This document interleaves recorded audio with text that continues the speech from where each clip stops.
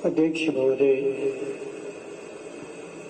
संस्था के सभी माननीय पदाधिकारी,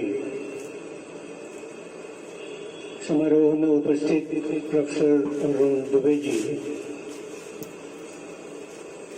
मेरे साथ आए हुए विशिष्ट अतिथि और देश के प्रख्यात कथाकार श्री बोहरे जी, अद्वितीय स्मरण शक्ति के धनी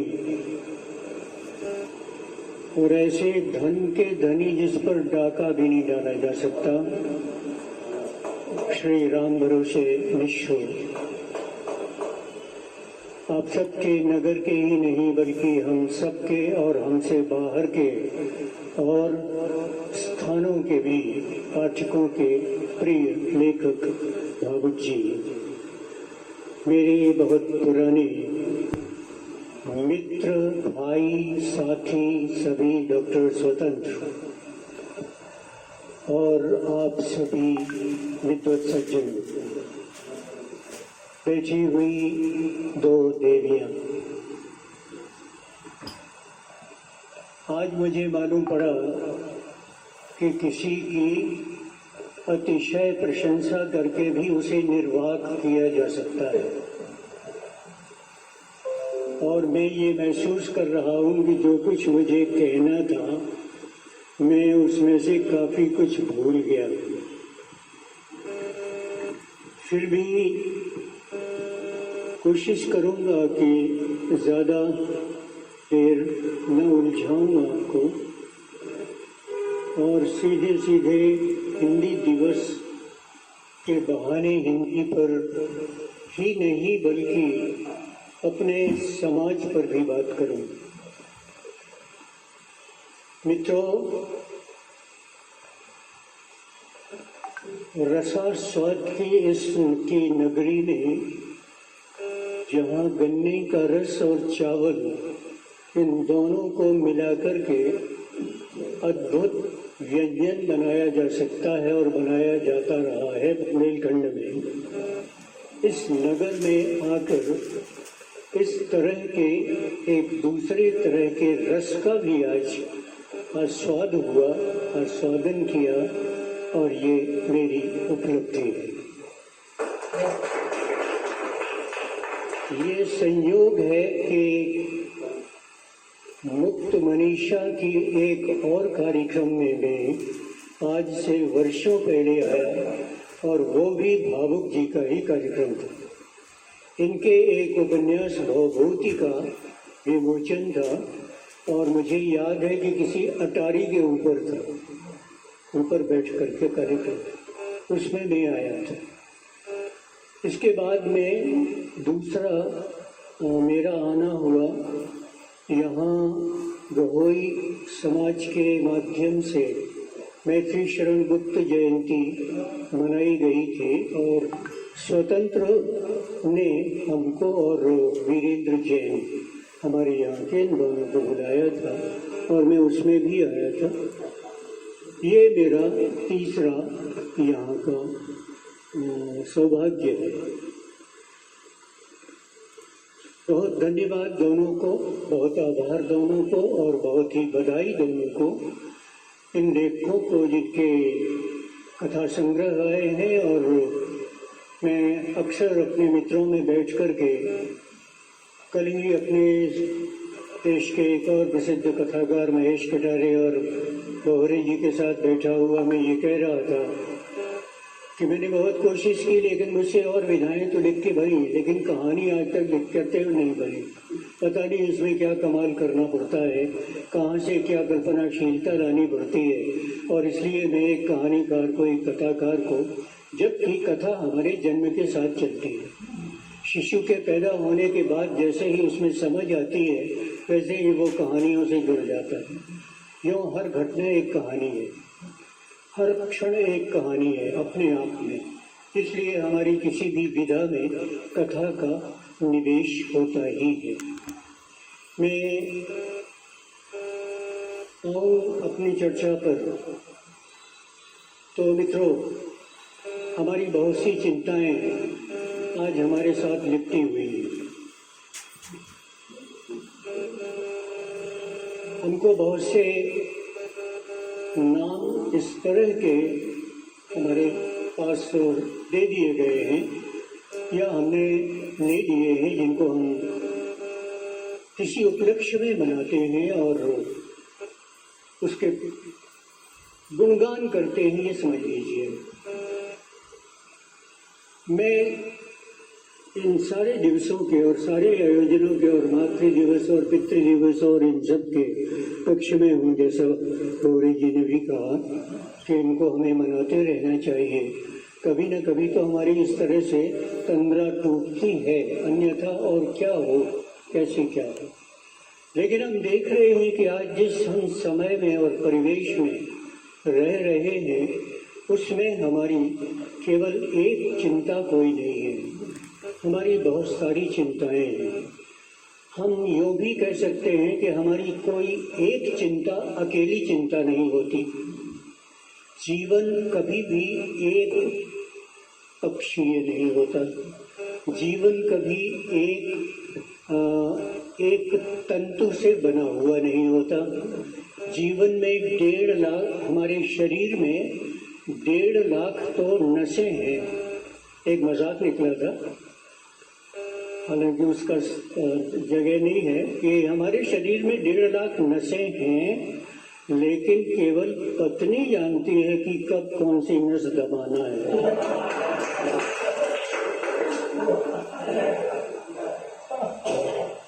तो हमारे अकेले शरीर में जहाँ 1.5 लाख तंतुओं से, नसों से हम बने हैं और इसके अलावा बहुत सारी चीज़ें हैं, वहीं का रूपक हम आगे ले जाएं और ये हमारा समाज है पूरा। और इस समाज को बनाने में हम सब ही उत्तरदायी होते हैं। अब समाज को हमने उस मुकाम पर लाकर खड़ा कर दिया है जहां हमने कुछ खराब नहीं किया, आपने किया। आप कहेंगे कि हमने कुछ नहीं किया खराब, आपने किया है, और ये 2 वर्ग शत्रु बन गए। और इन 2 वर्ग शत्रुओं में हम जूझते हुए अपनी उन चिंताओं के समाधान ढूंढने से वंचित हो गए हैं जिनको हमें सामूहिक रूप से और इकट्ठे होकर के मिलना चाहिए था, ढूंढना चाहिए था। इसलिए हमारी अनेक चिंताओं में से ये भाषा की भी चिंता है। एक और सारी दुनिया के समाजों से अलग हम कभी भी किसी भी चिंता को, अपनी कोई अहम समस्या को सोच नहीं सकते, सोचना भी नहीं चाहिए। धरातल यही है, पृथ्वी यही है, मनुष्य की नस्लें अलग हैं, मनुष्य के अपने कहना चाहिए कि वातावरण अलग है, पर्यावरण अलग है, रहन सहन अलग है, भोजन पान अलग है और भाषाएं अलग हैं। जो दुनिया, यूरोप में जितनी भाषाओं की विविधता सारे देशों में है, उतनी विविधता अकेले हमारे देश में। अभी संचालन करते हुए आपने कहा था कि हमारा देश एक विविध देश है। इसको हम बहुलतावादी देश भी कहते हैं, लेकिन कुछ लोगों को इस पर आपत्ति होती है कि नहीं, हम बहुल हैं ही नहीं, हम एक अंदर से हैं, भीतर से हैं, लेकिन हमारी बहुलताएं हमको बहुत कुछ समस्याओं के सामने खड़ा कर देती हैं। ये बहुलताएं हमारे भाषा की भी हैं। दक्षिण में 4-5 भाषाएं, प्रधान भाषाएं हैं, उसके अलावा और बहुत सारी भाषाएं हैं। पूर्व में अलग भाषाएं हैं, पश्चिम की अलग भाषाएं हैं, मध्य भारत यानी मध्य इंडिया जिसको हम कहें, उसकी भाषा हिंदी है और भी भाषाएं। इतनी सारी विविधताओं के बीच में रहते हुए हम किसी एकत्व की खोज में जब निकलते हैं तो स्वाभाविक है कि हमारे सामने कठिनाई आएगी। हम बहुत आसानी से कह देते हैं कि हमारी राष्ट्रभाषा हिंदी होनी चाहिए। तुरंत एक आपत्ति आ जाती है कि कैसे होनी चाहिए साहब, हिंदी राष्ट्रभाषा हो जाएगी, हिंदी का वर्चस्व हो जाएगा, हिंदी में सब कुछ होने लगेगा, तो हम तमिल भाषी कहाँ जाएंगे? हमें सीखनी पड़ेगी ना। आपने तो माँ की दूध से सीखी है और हमें किताबों से सीखनी पड़ेगी, हमें व्याकरण से सीखनी पड़ेगी। और जब आप हमारा माध्यम हिंदी बना देंगे तो फिर हम कैसे काम कर पाएंगे? ये आपत्ति वहाँ से आ जाती। यही आपत्ति ठीक 49 में भी आई थी, जब संविधान में इस पर विचार हो रहा था कि हम इसको राष्ट्रभाषा बना दें, तो नहीं स्वीकृति हो पाई। बड़ी विडंबनाओं में रहते ही हम लोग। आश्चर्य है, महात्मा गांधी हिंदी भाषी, महात्मा गांधी की मातृभाषा हिंदी नहीं थी। उन्होंने कहा इस देश की भाषा हिंदी होनी चाहिए। काका कालेलकर की मातृभाषा हिंदी नहीं थी, मराठी थे। उन्होंने कहा था इस देश की भाषा हिंदी होनी चाहिए। श्री राजगोपालाचार्य मद्रास के थे, उन्होंने अपनी लड़की को दहेज में हिंदी दी थी। उन्होंने भी कहा था कि देश की भाषा हिंदी होनी चाहिए। और हम हिंदी भाषी ही हिंदी को हिंदी नहीं बना पा रहे। दक्षिण की तो सोच छोड़िए, वो राष्ट्रभाषा के इश्यूज जो हैं वो राजनीतिक बना दिए गए हैं। जैसे आरक्षण के इश्यूज राजनीतिक बना दिए गए। आज एक और ट्रेंड चल रहा है, एक और प्रवृत्ति चल रही है कि किसी भी इशू को राजनीतिक बना दो, अर्थात राजनीति का मतलब विवादास्पद बना दो, लड़ाई पैदा कर दो आपस में। और जब आपस में लड़ाई पैदा होती रहेगी तो हमें ये उल्लू सीधा करने का मुहावरा हमारी समझ में नहीं आया कि उल्लू को सीधा करना होता क्या होगा। आप लोगों को पता हो तो बताइएगा कि उल्लू को टेढ़ा कौन सा है, उल्लू और सीधा कैसे किया जाता है। जैसे हमारे राम भरोसे मिश्रा कहते हैं कि श्रीलाल शुक्ल ने एक उपन्यास लिखा है राग दरबारी, और अगर नहीं पढ़ा है तो एक बार जरूर पढ़िए उसको। तो उसमें एक जगह लिखा है कि उनकी बाँछें खिल गईं अगर शरीर में कहीं होती हो तो। अब ये बाँछें कहीं शरीर में होती हैं कि नहीं होती हैं, ये बायोलॉजी का कोई भी विद्यार्थी आज तक पता नहीं लगा पाया कि बाँछें खिलना होता क्या। बहुत सारी ऐसे मुहावरे हैं जो हम लोगों ने पता नहीं कैसे गढ़े होंगे। हम जब हिंदी पर विचार करते हैं तो हमें एक और सजगता चाहिए। मैं आपको बताऊं, मैंने सारे दुनिया का साहित्य तो नहीं पढ़ा है, लेकिन कुछ प्रतिनिधि रूप से जो पढ़ा है, मुझे ऐसा लगता है कि शायद अतिशयोक्ति अलंकार भारत से अधिक कहीं नहीं है। अंग्रेजी साहित्य मैंने कुछ पढ़ा, अंग्रेजी में MA भी किया, तो उसमें भी अतिशयोक्ति अलंकार के बिना तो समाज है ही नहीं, तो जरूरी है हर जगह पर। लेकिन जितना भारत में उपयोग किया जाता है अतिशयोक्ति का, उतना अतिशयोक्ति का अलंकार शायद ही कहीं किसी समाज में किया जाता हो। तो जो कुछ भी हमारे यहाँ कहा जाता है फिर वो अतिशयोक्ति की पूरे उस शिखर पर पहुँच जाते हैं। हम जैसे गौरी जी पहुँच गए थे, उसी तरह से अतिशयोक्ति हमारा एक बड़ा आयुध है, ब्रह्मास्त्र है।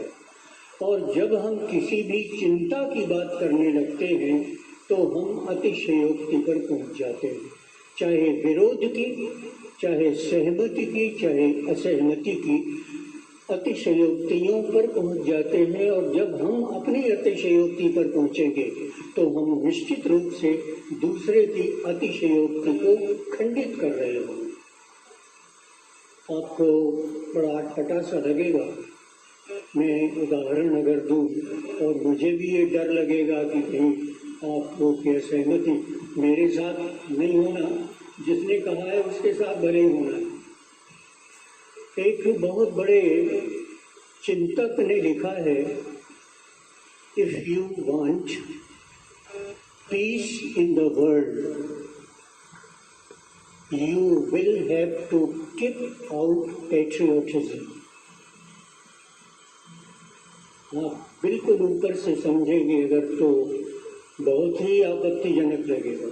अगर आप दुनिया में शांति चाहते हैं तो आपको जो पैट्रियोटिज्म कहलाता है ना, उसके लिए हम हिंदी का पता नहीं कौन सा शब्द इस्तेमाल करें, देशभक्ति, राष्ट्रभक्ति। अब राष्ट्रभक्ति आजकल जरा कठिन शब्द हो गया, मामला कठिन है, इसलिए उससे बचना चाहिए। तो और जो भी शब्द आप पैट्रियोटिज्म के मानते हो, पैट्रियोटिक होना बहुत बड़ी बात है, देशभक्त होना बहुत बड़ी बात है। देशभक्ति हमारे भीतर अगर नहीं है तो हम काहे के लिए? देश का मतलब समाज, समाज के लिए अगर हम नहीं हैं तो किसके लिए? अपने लिए तो भगवान भी नहीं था। ब्रह्मा ने भी सोचा था कि एक तो हम काहे का एक, क्या करेंगे हम एक होकर? एक आइलैंड पर एक अकेला आदमी रह रहा था। अकेला आदमी किससे बात करे, क्या करे? अभी अंडमान निकोबार के और इसके लक्षद्वीप के द्वीप समूह में कहीं पर आदिवासियों की जनसंख्या में केवल एक नस्ल का एक आदमी रह गया है, वो भी खत्म हो जाएगा, वो नस्ल खत्म हो जाएगा। वो किससे बात करे, वो किससे बात करे, वो किससे भाषा बोले, उसकी भाषा खत्म हो जाएगी, उसका खान पान क्या होगा, वो किससे चुटकुले सुनाए, किससे कविता सुनाए, किसको क्या लिखे। यानी अकेलापन बिल्कुल बेकार होता है। इसलिए ब्रह्मा ने कहा ये तो हम बहुत से हमें बहुत हो जाए, बहुत हो गए।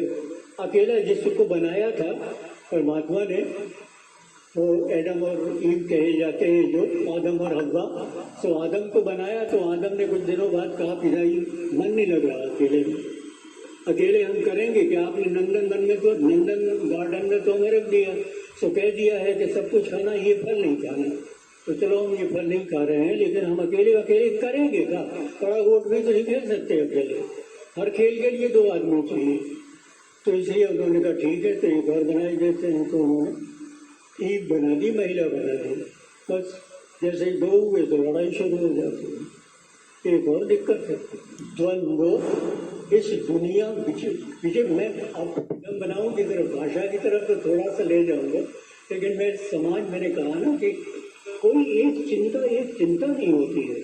हम अगर भाषा की चिंता करते हैं तो वो समाज की चिंता है, और समाज की तो और चिंताओं में से हमारी जाति की चिंता है, हमारे धर्म की, मजहब की चिंता है, हमारे फेथ की चिंता है, हमारे धारणाओं की चिंता है, हमारे इंसान होने की चिंता है। तो ये सारी चिंताएं लिपटी हुई आपस में आती हैं, संश्लिष्ट होता है सब कुछ। जो संश्लिष्ट नहीं होता, अश्लिष्ट होता है, यानी अलग हुआ, और संश्लिष्ट माने चिपका हुआ। अपने यहाँ एक, आप लोगों ने एक चीज का नाम सुना है, सरेस। जैसे किताब मढ़ी जाती थी तो उस पर सरेस लगाई जाती थी, वो सरेस है क्या? वो सरेस है हिंदी का संस्कृत का भी और हिंदी का अलंकार श्लेष। श्लेष का मतलब होता है एक शब्द के कई अर्थ निकलना, यानी चिपकना, कई अर्थों का एक शब्द में चिपकना। और सरेस का काम भी यही होता है कि वो चिपका देता है किताब को। तो श्लेष श्लेष हो गया। तो हमारी बहुत सारी चिंताएं इकट्ठी होती हैं। इसलिए हमें बहुत सजग होकर के ये देखना है कि जब उस चिंतक ने ये कहा है कि हम पेट्रियोटिज्म को उस हद तक माने जहाँ तक हम देशभक्ति में किसी की और किसी के फेथ को आहत नहीं कर रहे हैं। सबसे मैं कुछ खतरनाक चीजें कह रहा हूँ, लेकिन मेरी नहीं, विद्वानों की हमने तो पढ़ ली। जितने ज्यादा देशभक्त हम होंगे, देशभक्त होने का मतलब ईमानदारी से देशभक्त होंगे तो अच्छा, थोड़ा भला होगा हमारे देश का। लेकिन जब हम अपने देश को ही सबसे बड़ा मानेंगे और बाकी सबको अपना छोटा मानेंगे या हीन मानेंगे या कुछ भी मानेंगे, वहीं पर खतरे शुरू हो जाएंगे, वहीं पर लड़ाइयाँ शुरू हो जाएंगी। इसलिए वो पैट्रियोटिज्म नहीं चाहिए हमें जो सारी दुनिया के समाज का विश्व बंधुत्व को नष्ट करे। ऐसा हमें आत्मपन नहीं चाहिए। तो हमें ये चिंता करनी पड़ेगी कि जब हम भाषा के बारे में भी सोचते हैं तो हमारे देश में और भी भाषाएं हैं, उनका भी ध्यान रखते हुए हमें एक सॉल्यूशन पर पहुंचना चाहिए। मैं आपको एक उदाहरण देता हूँ। रूस इस समय का नहीं, सोवियत रशिया जिसको कहा जाता था, USSR जिसको यूनाइटेड सोवियत रिपब्लिक कहा जाता था, सोशलिस्ट रिपब्लिक, उसकी चिंता भी यही भाषा थी। जब वहाँ क्रांति हुई, आज़ादी आई, मेरी दूसरी जार शाही खत्म हुई, उसके बाद भाषा की चिंता आई। वहाँ पर भी भाषा का यही हाल था। एक रशियन थी और जगह जगह की अपनी अपनी भाषाएं थी उसी देश के भीतर। अब क्या निकले सॉल्यूशन? तो आप लोगों को, आप क्योंकि स्कूल में बैठे हुए हैं इसलिए आपको याद होगा कि हमारे यहाँ शिक्षा के बारे में बहुत सारी रिपोर्ट्स आई हैं और उन रिपोर्ट्स में अलग अलग तरह की सिफारिशें भी दी हैं। भाषा के बारे में एक त्रिभाषा फॉर्मूला आया था, 3 भाषाएं होनी चाहिए, एक हिंदी वो सबके लिए, और एक क्षेत्रीय भाषा, और तीसरी भाषा कोई बाहर की यानी विदेशी। ये हमारे यहाँ एक मुदलिया की सिफारिश थी। तो रूस में ये समस्या आई, उन्होंने इसको हल कर दिया। उन्होंने रशियन को कंपलसरी बना दिया, अनिवार्य कर दिया। क्षेत्रीय भाषा में काम होता रहेगा, उसमें पढ़ाई वढ़ाई भी हो सकती है, होती रहेगी, लेकिन रशियन अनिवार्य है। और इसके बाद में एक भाषा और। तो आपको ये भी आश्चर्य होगा कि एक समय था जब सबसे ज्यादा अंग्रेजी पढ़ाने वाले स्कूल रूस में थे। खुद इंग्लैंड में उतने नहीं होंगे जितने रूस में सबसे ज्यादा पढ़ाने वाले थे। हल हो गई समस्या? अपने यहाँ नहीं हो सकती, क्योंकि हम जिस संविधान को और जिस लोकतंत्र को लेकर आए थे और जिसमें हमने उच्चादर्शों का निरूपण किया था, उसमें हम सारी हाइट्स पर पहुंचना चाहते थे और अच्छा भी था। मनुष्य के आदर्श का एक अनुभव उदाहरण प्रस्तुत करना चाहते थे हम कि हम एक नए उजियाले में जा रहे हैं। अंधेरे के शताब्दियां पार करने के बाद हम इस स्वतंत्रता के सूर्योदय में जागे हैं और इसलिए हमें सब कुछ नया और सब कुछ मनुष्य को अर्पित चाहिए। नवानुसार श्रेष्ठतरम अपने आप आ गया। मनुष्य से बढ़कर इस पृथ्वी पर और कुछ है ही नहीं। तो हमें जो कुछ चाहिए वो मनुष्य के कल्याण के लिए चाहिए। मनुष्य का कल्याण जिस तरह से भी होता है उसके लिए हमें कोशिश करनी चाहिए। हम संविधान में वो सारी चीजें लेकर के आ रहे थे और उसी में हमने भाषा की। ठीक है, हमने उस समय कह दिया कि हम इतने वर्षों तक ये देते हैं, स्वतंत्रता देते हैं, इतने वर्षों तक ये देते हैं। आखिरकार राजनीति में वो रच गया और नहीं हो पाया। चलिए, नहीं हो पाया, कभी होगा। हमारी राष्ट्रभाषा संविधान में न लिखी जाए कि वो राष्ट्रभाषा है हमारी, लेकिन कहीं ना कहीं तो हमें ये लगता ही रहेगा कि हम हिंदी पढ़ते हैं।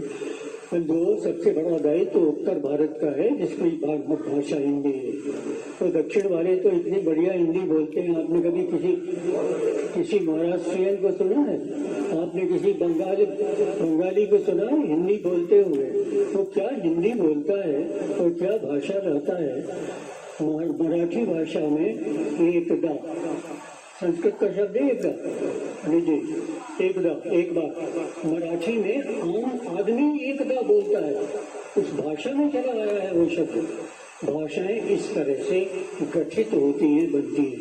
तो जो दूसरे क्षेत्र के लोग बोल रहे हैं वो हिंदी व्याकरण सम्मत भी है। हमने तो लिंग और वचन ये सब जब शादियों के वचन बुला दिए तो भाषा के वचन क्या होते हैं। तो हमने भाषा के लिंग और वचन सब बुला दिए। मेरे को आपने बताया ही नहीं, ये मेरे को कहाँ से आ गया भैया। मैं बोला मैं बोला कि हमने बोला क्या होता है, मैंने अभी कल परसों ही एक पोस्ट डाली है अभी पर, उसमें बोलना का बुंदेली प्रयोग किस तरह होता है ये डाला है। 2-3 शब्द और डाले हैं उसमें, कभी हम देखें तो अच्छा लगेगा आपको। तो हम जिस तरह से हिंदी को सही प्रयोग नहीं कर रहे हैं वो हमारी गलती हो रही है, और वो हम खुद को तो हिंदी कहाँ से सुधरेगी। आप कहते हैं, मैं भी कहता हूँ, ये कहता हूँ कि हिंदी भाषा का प्रचार जितना हम लोगों ने नहीं किया उतना सिनेमा ने किया, और हिंदी की फिल्में दक्षिण में भी देखी जाती हैं और वो लोग भी हिंदी समझ लेते हैं। बंगाल में भी हिंदी फिल्में देखी जाती हैं, गुजरात में भी हिंदी फिल्में देखी जाती हैं। गुजरात के मेरे कई मित्र लोग हिंदी गाने गाते हैं, बहुत बढ़िया गाने गाते हैं। तो उन्होंने हिंदी कहाँ से पिकअप कर ली। इस तरह से कहीं ना कहीं क्योंकि हम भी भाषाएं हमारी भी परस्परता होनी चाहिए भाषाओं में। इसलिए क्या आप ठीक है, चेहरे से कुछ नहीं है, मैं बोलते जाऊँगा, कार को बैटरी खत्म करता। तो इसलिए हमें भी अपनी हिंदी के सुधार के साथ साथ कभी कभी किसी दूसरी भाषा का थोड़ा सा कुछ प्रयोग करना चाहिए। मैं कुछ उलझने और हिंदी के संबंध में यहाँ बताता हूँ। हिंदी में क्या होना चाहिए, कितना प्रेम है हमें, कितना क्या है, ये सब तो बहुत सही बात है और आप लोग भी अभी कह ही चुके हैं। और हिंदी हमारा गौरव है और हिंदी मातृभाषा है, जिसको भारतीय ने नहीं कह दिया निज भाषा उन्नति है सब उन्नति का मूल, तो उन्होंने तो कह दिया था कि भाषा की उन्नति। उनके वक्त में वो जरूरत थी और इसलिए उन्होंने उस जरूरत के कारण से वो पंक्ति लिखी थी। हम आज लिख रहे हैं वो प्रशंसा में ही लिख रहे हैं और एक तरह से सम्मान में लिख रहे हैं। तो एक तो हमारा ये दायित्व हुआ कि हमें अपने हिंदी पर, अपने बच्चों को पढ़ाते समय अभी हमें अपने हिंदी पर ध्यान देना चाहिए। हिंदी के प्रोफेसर यहाँ बैठे हुए हैं और इसलिए मुझे बहुत ही सचेत और सजग होकर के अपनी बात कहनी पड़ रही है, क्योंकि विशेषज्ञ के सामने कुछ निरर्थक बोल जाना ठीक नहीं होता है। मित्रों, भाषा के बारे में हमारी 2 दिक्कतें हैं। एक दिक्कत तो ये है और ये एक विडंबना है जो हम आप सभी लोग करते हैं और उसका कारण भी है। अकारण नहीं करते हैं, उसका कारण भी है। पहली विडंबना क्या है कि हम हिंदी के तो गुण गाते हैं और अपने बच्चों को इंग्लिश मीडियम स्कूल में पढ़ाते हैं। ये एक बात कही जाती है ना, एक आपत्ति कही जाती है, सब क्यों ना पढ़ाएं। एक आम आदमी कहेगा कि सब क्यों ना पढ़ाएं। जब आगे चलकर नौकरियों में अंग्रेजी बोलने पर ही मेरिट में आना है या सिलेक्शन होना है या आगे की किताबें अंग्रेजी में लिखी हुई हैं। डॉक्टर स्वतंत्र ने जो भी मेडिकल साइंस पढ़ी वो अंग्रेजी में पढ़ी, इंजीनियरिंग की बुक्स अंग्रेजी में पढ़ी जा रही हैं, जितनी भी टेक्निकल काम है वो अंग्रेजी में हो रहा है, अंग्रेजी में बोला जा रहा है। भद्र समाज अंग्रेजी में बोलना ही गौरव मानता है।